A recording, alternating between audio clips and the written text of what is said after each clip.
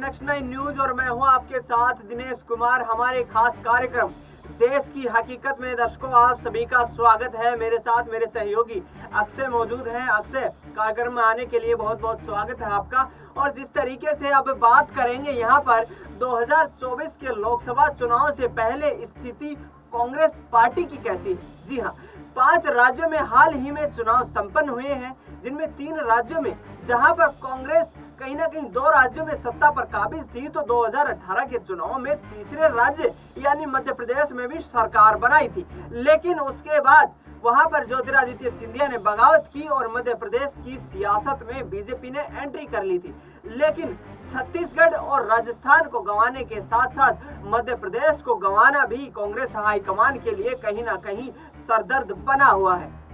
आज बात करेंगे कि केंद्र की राजनीति में सक्रिय भूमिका निभाने वाले राजस्थान के दिग्गज और लोकप्रिय नेता सचिन पायलट को जिस तरीके से छत्तीसगढ़ चुनाव का प्रभारी बनाया गया है। जी हाँ, आपको बता दें कि आने वाले 2024 के लोकसभा चुनाव के लिए सचिन पायलट को छत्तीसगढ़ का प्रभारी नियुक्त कर दिया गया है। लेकिन प्रदेश अध्यक्ष क्या उनको बनाया जा सकता है, इस बात पर अभी पेच फंसा हुआ है, क्योंकि तमाम वो नेता जिस तरीके से सचिन पायलट के विरोधी खेमे के माने जाते हैं, जहां पर गहलोत की चापलूसी का उन पर आरोप भी लगाया जाता है, तो वो लोग यहां पर सचिन पायलट को अध्यक्ष बनाने में खुश नहीं है। लेकिन सचिन पायलट का खेमा लगातार मांग करता रहा है कि सचिन पायलट को अब राजस्थान की राजनीति की मुख्य धारा में जोड़ना चाहिए और कांग्रेस पार्टी यदि 2024 के लोकसभा चुनाव में यहां से वापसी करना चाहती है तो सचिन पायलट को बड़ी जिम्मेदारी राजस्थान में देनी पड़ेगी। क्या अक्षय ऐसा लगता है कि 2024 के लोकसभा चुनाव से पहले यदि राजस्थान का प्रदेश अध्यक्ष सचिन पायलट को बना दिया जाता है तो इसका इम्पैक्ट जरूर चुनाव पर देखने को मिलेगा और नतीजे कांग्रेस पार्टी के जो है फेवर में हो सकते हैं? बिल्कुल, देखिए दिनेश, इस बात में मुझे नहीं लगता कि कोई दोहराई होनी चाहिए। आप इस बात का उदाहरण इस तरह से ले सकते हैं कि जिस तरह से हाल ही में राजस्थान में विधानसभा चुनाव संपन्न हुए, हालांकि सभी सीटों पर चुनाव नहीं हुए, 199 सीटों पर मतदान हुआ था, लेकिन जो चुनावी परिणाम आए तो उसमें कांग्रेस को बड़ा झटका लगा था।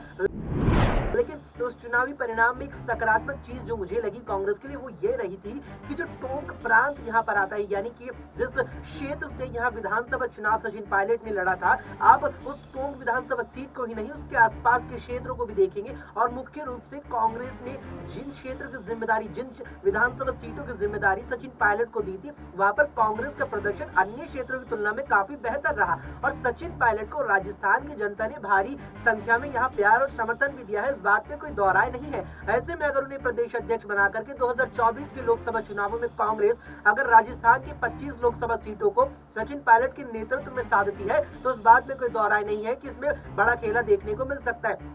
इस बात का उदाहरण अगर मैं उत्तर प्रदेश से देना चाहूं तो उत्तर प्रदेश में जब 2014 के लोकसभा चुनाव हुए थे तो जिस तरह से भारतीय जनता पार्टी ने 80 में से 71 सीटें जीती थी, तो उस वक्त मेरे ख्याल में जो मुझे जहन में आता है, उस समय उत्तर प्रदेश बीजेपी के अध्यक्ष केशव प्रसाद मौर्य ही हुआ करते थे और उनके नेतृत्व में पार्टी ने कहीं ना कहीं यूपी में चुनाव लड़ा था और जिस तरह से 71 सीटें बीजेपी ने जीती थी उसमें बड़ी भूमिका केशव प्रसाद मौर्य की रही थी। इसके अलावा प्रदेश अध्यक्ष ही नहीं, जिस तरह से यहाँ 2017 में योगी आदित्यनाथ को एकदम से यहाँ अनएक्सपेक्टेड चेहरा, एक बिल्कुल गैर अनुमानित चेहरा थे उत्तर प्रदेश में मुख्यमंत्री के लिए योगी आदित्यनाथ, जब उन्हें मुख्यमंत्री पार्टी ने बनाया तो पार्टी ने 2019 के लोकसभा चुनावों को ध्यान में रखते हुए योगी आदित्यनाथ को मुख्यमंत्री बनाया, जिसका प्रभाव 19 के लोकसभा चुनावों में भी देखने को मिला। और वही चीज यहाँ राजस्थान में भी है। अगर यहाँ पर सचिन पायलट को चेहरा बनाकर के कांग्रेस आगे करती है तो 25 लोकसभा सीटें जिसमें फिलहाल कांग्रेस का एक पर प्रत्याशी है, वो 1 से 10 और 12 और मेरे ख्याल से 15 भी हो सकता है।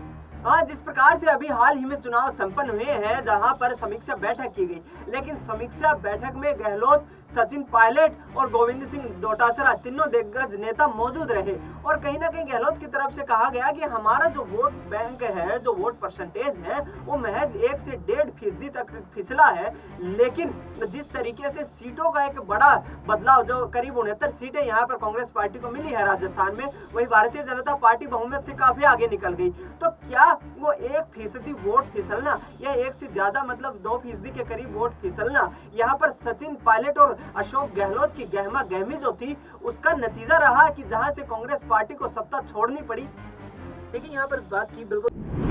संभावनाएं हैं। और जिस तरह से यहाँ वोट प्रतिशत का लगातार बात की जा रही है और खास तौर पर इन हिंदी पट्टी के 3 राज्यों में, चाहे इसमें छत्तीसगढ़, मध्य प्रदेश और राजस्थान होगा, तो अगर आप वोट प्रतिशत तीनों ही राज्यों में देखेंगे तो राजस्थान वो राज्य है जिसमें कांग्रेस और बीजेपी के वोट प्रतिशत में सबसे कम अंतर रहा, जिस बात का जिक्र आपने यहाँ अशोक गहलोत के बयान को कोट करते हुए भी दिया। अब मैं यहाँ पर जिक्र करूंगा 2020 के दिल्ली विधानसभा चुनाव। अब अगर दिल्ली विधानसभा चुनाव जो पिछले विधानसभा चुनाव हुए उसमें गौर करेंगे तो सीटों का अंतर एक बार फिर से ज्यादा था। मेरे ख्याल से यहाँ पर 50 से ज्यादा सीटों का अंतर था आम आदमी पार्टी और बीजेपी के बीच। लेकिन वोट शेयर पर बात आती है तो मुझे लगता है कि 5 से 8% वोट शेयर का ही अंतर था। जहां मुझे चीजें याद आती है तो दिल्ली के बीते विधानसभा चुनावों में आम आदमी पार्टी को करीबन 44% वोट मिला था, जबकि दिल्ली में यहाँ बीजेपी करीबन 36 से 37% वोट पाने में कामयाब रही थी। लेकिन वोट प्रतिशत के इतने भारी अंतर ना होने के बावजूद भी जो सीटों का अंतर था वो बेहद ज्यादा था और यही चीज हमें राजस्थान में देखने को मिली। इसीलिए यहाँ पर एक बार फिर वही बात निकल कर के आती है कि कांग्रेस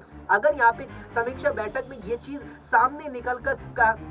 सामने लाने में ये कामयाब हुई है और समझ पाने में ये कामयाब हुई कि यहाँ सचिन पायलट को आगे करने की जरूरत है और सचिन पायलट को आगे करके निश्चित रूप से बीजेपी के खिलाफ उन 25 मुख्य रूप से लोकसभा सीटों पर कांग्रेस बड़ा खेला कर सकती है। बिल्कुल। और दर्शकों, कहीं ना कहीं कांग्रेस पार्टी की ये दुविधा भी रही है कि कांग्रेस पार्टी में दिग्गज नेता जो बड़ा कद रखने वाले हैं उनको दरकिनार किया जाना आला कमान के लिए हमेशा से सिरदर्द बना हुआ है, चाहे वो फिर छत्तीसगढ़ की बात करें या मध्य प्रदेश की या फिर राजस्थान की। इसके अलावा तमाम वो प्रदेश हैं जहां पर कर्नाटक में हाल ही में कांग्रेस पार्टी ने अपनी सरकार इसी साल बनाई थी, वहां पर भी एक बार फिर से सिद्धारमैया को मुख्यमंत्री बनाएगा। तो कहीं ना कहीं दिग्गज नेता जो हैं इनकी मौजूदगी में युवा नेताओं को जो है अवसर देने से यहाँ पर जो है गुरेज करती नजर आती है कांग्रेस पार्टी हाईकमान की। किसी प्रकार की टूट का डर उन्हें हर वक्त सताता रहता है, लेकिन भाजपा जो है वो एकदम से नए चेहरे को लेकर आती है और वहीं से अपना जो खेल है उसको शुरू करती है। तो क्या नए चेहरे को लेकर अब ये जो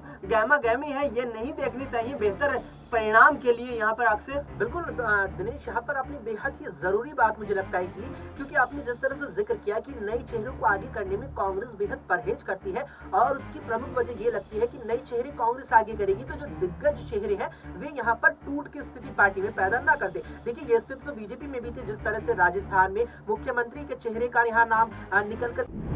के सामने आना था, उसमें यहाँ बहुत वक्त लिया और आप देखेंगे कि 3 राज्य बीजेपी ने जीते, तीनों राज्यों में मुख्यमंत्री का ऐलान भी किया, तीनों राज्यों में नए मुख्यमंत्री उतारे। राजस्थान में बीजेपी ने जो मुख्यमंत्री भजन लाल शर्मा के रूप में उतारा वो सबसे आखिर में उतारा और इसकी वजह यही थी कि वसुंधरा राजे के बगावती तेवर देखने को कहीं ना कहीं मिल रहे थे। संभावनाएं लगाई जा रही थी, उम्मीदें लगाई जा रही थी और कहीं ना कहीं आशंकाएं भी बन रही थी कि कहीं अगर नया चेहरा बीजेपी आगे करती है तो वसुंधरा राजे बीजेपी के खिलाफ बगावत न कर दे, क्योंकि 115 विधायक बीजेपी के पास है और ऐसे में जो दावा किया जा रहा था कि वसुंधरा के पास 68 से 75 विधायक है, आप 68 से 75 विधायक छोड़ दीजिए, 115 में अगर यहाँ पर 25 विधायक भी वसुंधरा तोड़ लेती तो बीजेपी की सरकार यहाँ खतरे में आ जाती। ऐसे में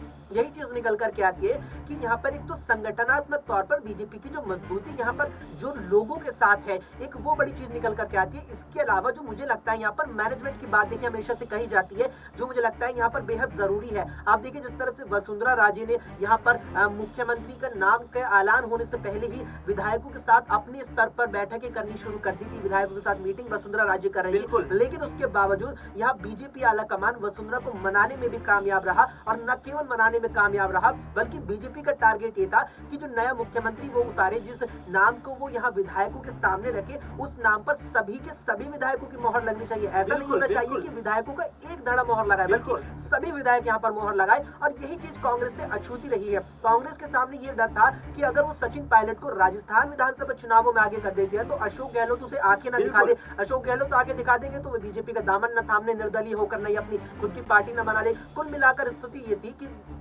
दिग्गज नेता अलग ना हो जाए। तो ये चीज मुझे लगता है कि कहीं ना कहीं अभी भी कांग्रेस के पास उस नेतृत्व की कमी है जो पूरी तरह से इस स्थिति को संभाल सके। बिल्कुल, और नेतृत्व की कहीं ना कहीं कमी नजर आती है, जिसके आधार पर दिग्गज नेता हाईकमान पर अपना दबाव बनाने में कामयाब रहते हैं, ना कि पार्टी के भविष्य और आने वाले चुनाव के परिणामों को मद्देनजर रखते हैं। लेकिन यहाँ से आपको बता दें कि यदि 2024 के लोकसभा चुनाव में बीजेपी गठबंधन यानी कि एनडीए को यहाँ पर चुनौती देना चाहता है इंडिया गठबंधन, गठबंधन तो न सिर्फ सीट शेयरिंग के मामले पर एक आम सहमति बनानी होगी, बल्कि कांग्रेस पार्टी को अपने संगठन को आने वाले 3 से 4 महीनों में उस कदर मजबूत करना होगा ताकि बूथ लेवल तक का कार्यकर्ता एक ऐसी पोजीशन पर पहुंचकर पार्टी के लिए काम कर सके जिससे कि कांग्रेस पार्टी का वापसी का रास्ता क्लियर हो सके। बहरहाल आपको बता दें कि राजस्थान का जो सियासी समीकरण है वो फिलहाल शांत है, लेकिन कहीं ना कहीं गहलोत खेमे के जो विधायक है वो इस पक्ष में नजर नहीं आते हैं कि सचिन पायलट मुख्य जो है प्रदेश अध्यक्ष बनाए जाए। इसके अलावा गहलोत सचिन पायलट के विधायकों का लगातार हाईकमान पर दबदबा भी बना रहा है और उनकी मांग रहती है कि सचिन पायलट को बड़ी जिम्मेदारी दी जाए, जिसके आधार पर राजस्थान के सियासी समीकरण में कांग्रेस भाजपा से ऊपर नजर आ सके। तो अक्सर तमाम जानकारी साझा करने के लिए, हमारे साथ जुड़ने के लिए आपका बहुत बहुत धन्यवाद। दर्शकों, इस खास कार्यक्रम में इतना ही। देश दुनिया की तमाम बड़ी खबरों के लिए आप देखते रहिए नेक्स्ट 9 न्यूज।